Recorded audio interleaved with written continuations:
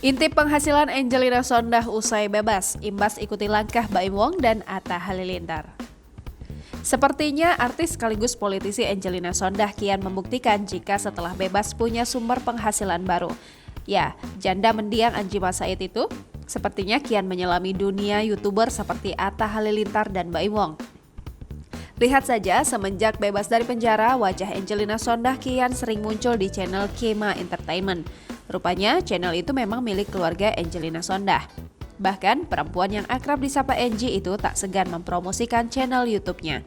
Lewat akun Twitter-nya, dia mempromosikan channel itu. Membubuhkan link YouTube-nya, Angie mengajak followersnya menonton video itu. Disebutnya, video berisi update terbaru tentang mereka. Dia juga meminta agar followers mensubscribe akun YouTube tersebut. Memang semenjak bebas, Angelina Sondakh eksis di channel YouTube itu. Ini menjadi sumber penghasilan baru Angelina setelah keluar penjara.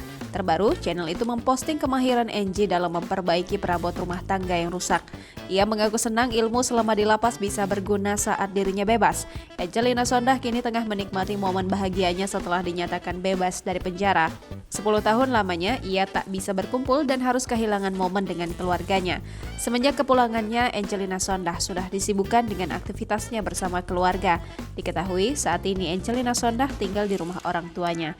Saat menginjakan kaki di rumah, ia langsung dibuat kaget dengan kondisi rumah.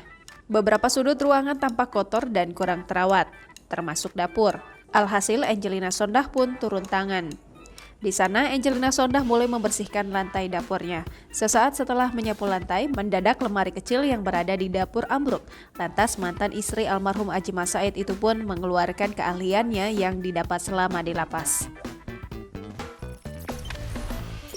Jangan lupa subscribe, share, komen, dan like ya!